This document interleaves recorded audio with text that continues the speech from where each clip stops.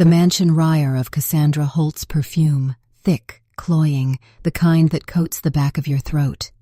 I was lying at the bottom of the marble staircase, knees scraped raw and bleeding through my clothes, staring up at the woman who had just thrown herself backward and landed dramatically at my feet.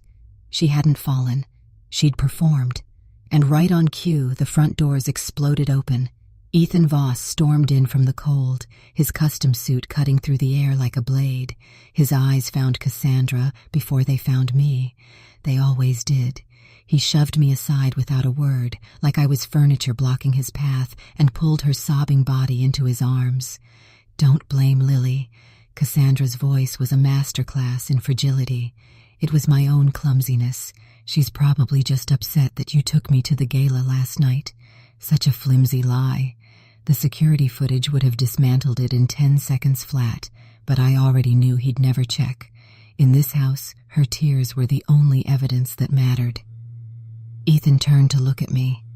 Those eyes, the ones that used to make me feel seen, now held nothing but contempt. Cold, surgical, final. "Haven't I warned you?" His voice could have frozen water.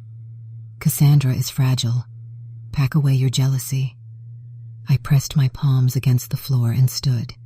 One last time I tried. I didn't push her. She threw herself.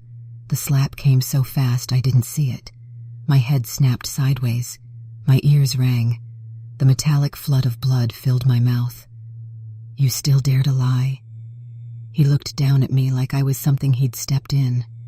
Cassandra couldn't bear to step on an ant. "You think she'd use her own body to frame a washed-up housewife like you? Lily, you think too highly of yourself." He straightened his cuff. His voice dropped lower, and somehow that made it worse. "If it weren't for the 3 years you spent caring for my mother, you would never have been qualified to carry the Voss name."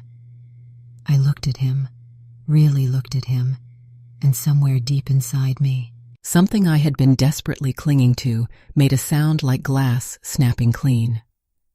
3 years. 3 years of cooking his meals, drinking at corporate dinners until I developed stomach ulcers, swallowing insults from his mother with a smile. I had told myself that patience was love, that endurance was devotion, that one day his stone heart would soften. I had been a fool. Marcus. He didn't look at me again. He simply said his head of security's name. 2 men in black suits stepped forward. What happened next? I will not dress up in delicate language. They kicked methodically, brutally. I was thrown across the room into a mahogany table. Crystal shattered around me. I heard my own ribs crack 1, 2, 3, like green wood splitting. I vomited blood onto the white rug, and Ethan stood to the side and watched with an expression as flat and unmoved as stone. When it was finally over, I lay in my own blood, unable to lift a finger. He walked to me, pulled out a checkbook, scrolled a number without flinching, and dropped the check directly onto my face. 5 million. That covers the damage and buys your silence. If one word of this reaches anyone, I will end you. The check slipped off my cheek and landed in the blood pooling beneath me. I stared at those zeros until my vision blurred. $5 million. That was his price for 3 years of my life. I didn't cry. I didn't even blink. When pain and humiliation reach their absolute peak, something extraordinary happens on the other side of them. A stillness, a clarity so cold it almost feels like peace. I opened my cracked lips. "Ethan," my voice was barely a sound. I wasted 3 years of my life playing house with a rabid dog. His jaw tightened. A cold scoff escaped him. "Throw her out."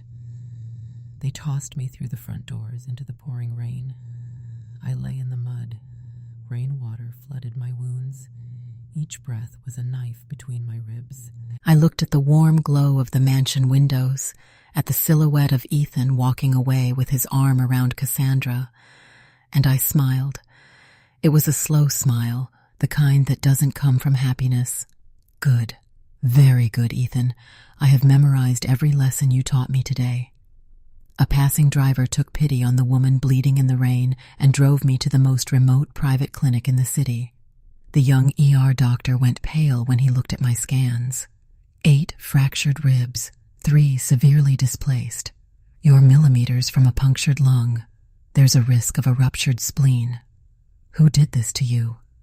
Localized fixation. I said painkillers. I'll sign my own consent forms. He stared at me like I'd lost my mind, but something in my eyes made him stop arguing. While the medical team worked, I lay still and let the memories surface. 3 years ago, I had knelt in the rain for 24 hours outside the gates of my own family's estate in New York. I knelt until my forehead bled and my knees went numb, not as a beggar, but as a woman trying desperately to hide who she was. I had secured the capital that pulled the Voss family from the edge of bankruptcy. I had done it quietly, secretly under the alias of a simple girl named Lily, because I believed that if he didn't know the truth, his love would be real. My name is not Lily. My name is Victoria Sterling, sole heir to the Sterling Corporation, the family that controls half of the financial infrastructure of the Eastern Seaboard. The name that makes boardrooms go silent and powerful men straighten their spines. I had buried that name for 3 years to protect a man's pride, and that man had paid his bodyguards to break my bones. I lay in the recovery room and pulled a black encrypted phone from my coat pocket. I hadn't turned it on in 3 years. The moment the screen lit up, I felt the world I had abandoned begin to shift back into place. I dialed the only number saved in it. It rang half a time before he answered. Miss Victoria? The voice on the other end was elderly, unshakable, and trembling with something close to tears. It was Mr. Harrison, my father's most trusted advisor, the man who had run the Sterling Empire during my absence. Miss Victoria, is it truly you? Come pick me up, Mr. Harrison. I'm done playing. Yes, Miss Victoria. I could hear something crash in the background. Someone knocking over a glass in their shock. Give me 5 minutes. The Sterling private airspace will be cleared within 30 minutes. Your convoy is already being arranged. I hung up. I picked up the bloodstain check and I tore it into pieces. $5 million. William, Ethan, you thought you were dismissing a vine that had wrapped itself around your family tree for warmth. You had no idea you were cutting a root that had been holding the whole thing up. The game has just begun. The next morning, inside the Voss mansion, Ethan sat at the breakfast table, cutting his eggs with practiced elegance. Cassandra curled beside him, pouring his coffee with the contentment of a woman who believed she had won. Did she not come back? Ethan asked without looking up. The butler stood frozen at the edge of the room. His skin had gone the color of ash. His hands were shaking. Sir, Lily's belongings are gone. Every piece of clothing, every personal item, her toothbrush, her towels, and the security footage. His voice cracked. Every single clip she ever appeared in has been wiped from the system. It's as if she never lived here. Ethan sat down his fork.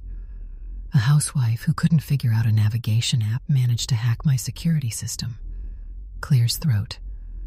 That's not all, sir. The butler dropped to his knees.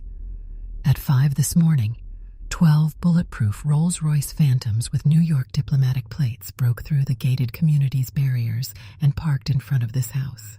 Dozens of men in black suits. In under 3 minutes, they cleared everything. No one, not the community security, not the local police, no one moved to stop them. The breakfast table went very quiet. New York diplomatic plates, bulletproof convoy, the kind of presence that doesn't announce itself because it doesn't need to, the kind of power that moves through a city like a current beneath the water, invisible until the moment it pulls you under. Ethan's fork and knife lay still on his plate. He told himself it was impossible, that Lily was a poor girl from nowhere who had probably taken his money and hired actors to frighten him. He told himself this through the morning, Through his first meeting, he was still telling himself this when at exactly 10 o'clock, every phone in his executive suite began to ring at once. His assistant burst through the door without knocking, perfectly pressed suit, face like a man who had just seen a ghost. Mr. Voss, the $5 billion bridge loan on the Silicon District development, the one scheduled to clear this morning from Sterling Venture Capital. He swallowed. It's frozen. Ethan stood so fast he knocked his coffee across the desk. That's impossible. Contract signed, funds verified. What do you mean frozen? It's not just frozen. The assistant's voice broke. Sterling Corporation issued a global statement an hour ago. Indefinite withdrawal of all investment positions tied to the Voss Group, and they filed a freeze order across the entire financial network. A freeze order from the Sterling family wasn't a business decision. It was an execution notice. Every bank, every fund, every supplier that wanted to remain in Sterling's good graces, which was every bank, every fund, every supplier that mattered, would cut ties with the Voss Group within hours, not because they had to, because they couldn't afford not to. Ethan grabbed his phone and dialed his Sterling contact. Disconnected. Dialed again. Unavailable. Dialed the regional director. Nothing. Cold sweat soaked through his 6F Figueroa suit. He had built his empire. Believing he was brilliant. Believing the money had come because of his vision, his instincts, his name. It took exactly 10 minutes without the Sterling lifeline for him to see the rotting structure beneath the shine. Ethan, what's happening? Cassandra drifted in on her heels, reaching for his arm. It's just one investor, isn't it? We can find another. You promised me that pink diamond necklace in New York, and my ankle is still. Get away from me. He threw her hand off so violently she stumbled. Meanwhile, I stood at the floor-to-ceiling windows of the Sterling estate in New York, looking down at the city below. The Atlantic breeze moved through the room. The bruises on my ribs still ached through the wrapping. My father stood behind me. Arthur Sterling, a man whose name had been spoken in reverence across 4 continents, stood with his cane gripped so tightly the veins stood out on his hand. He had seen the bruises. His eyes were red. My daughter, he said quietly. The girl I raised marked up like this for a piece of garbage. He struck his cane against the floor. The marble rang like a struck bell. I turned from the window and looked at him, and I smiled. A calm, unhurried smile that carried no warmth at all. Consider it expensive tuition, Dad. I paid for a lesson about the world, and now it's time to collect interest. I turned to Mr. Harrison. Where is the deepest crack in the Voss Group's foundation? Miss Victoria, he bowed his head. The largest financial backer propping up every core Voss project is Sterling Venture Capital. You ordered us to support him 3 years ago. Quietly, without his knowledge, I adjusted the collar of my silk robe. Outside the window, New York moved like it always had, vast and cold and indifferent to small men with loud voices. Freeze everything. I want the Voss Group financially dead within 7 days, and I want Ethan Voss on his knees before the week is out. Yes, Miss Victoria.